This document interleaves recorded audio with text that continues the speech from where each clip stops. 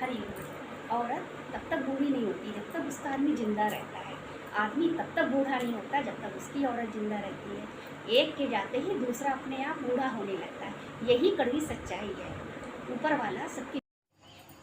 Hello friends, Hari Om. कुछ मन बुद्धि औरतें सोचती हैं कि उनसे कुंवारे लड़के प्यार करते हैं, कोई भी। तो पहली बात तो ये सोचिए, आप शादीशुदा हैं, आपसे कोई प्यार करेगा नहीं, केवल आपसे केवल टाइम पास करेगा। दूसरी बात, आपसे क्यों प्यार करेगा? किसी कुंवारी लड़की से प्यार करेगा, वो उससे शादी कर लेगा। अगर आप उसके चक्कर में हैं और आपको उनकी बातें अच्छी लगती हैं, वो टाइम पास कर रहे हैं, आप समझ नहीं पा रही हैं, आप सोचते मेरे घर में सब लोग हमें परेशान कर रहे हैं। सोशल मीडिया में कितना बताया जा रहा है कि आप दोस्ती ना करें। एक लिमिट होती है दोस्ती की, एक मर्यादा होती है शादीशुदा औरतों की। आप अपनी मर्यादा में रहें। जब ऐसी औरतें गलत काम कर लेती तो केवल सुसाइड करती ही और कुछ नहीं कर सकती हैं। समाज के डर से उनको सुसाइड करना पड़ता है। अगर वो भाग भी जाती हैं लड़कों के साथ, उसके बाद 4 दिन मौज मना के पिछवाड़े में लात मार के भगा देते हैं।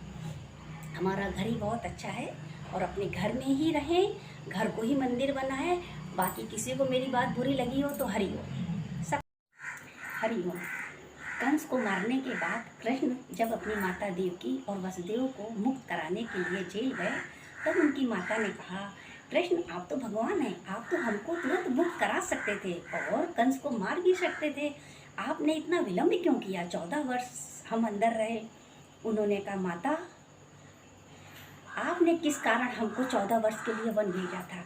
बोली, असंभव, ऐसा हो ही नहीं सकता, मैं क्यों भेजूंगी? तब उन्होंने कहा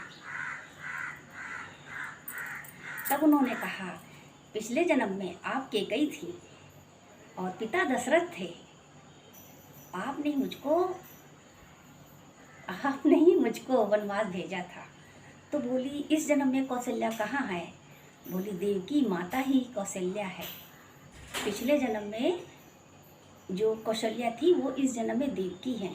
तो कर्मों का फल तो हमें भुगतना ही पड़ता है, चाहे भगवान हो।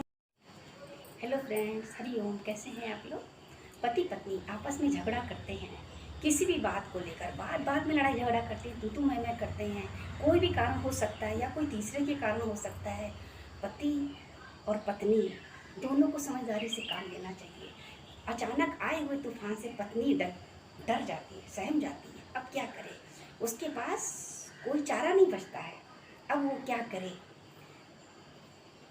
अगर वो घर छोड़ के जाती है तो उसके बच्चे अनाथ हो जाते हैं, सर से पिता का साया हट जाता है। अगर वो जाती है तो माँ का साया हट जाता है। वो पति की काफ़ी मिन्नतें करती है, समझाती है, सब कुछ करती, लेकिन सब व्यर्थ।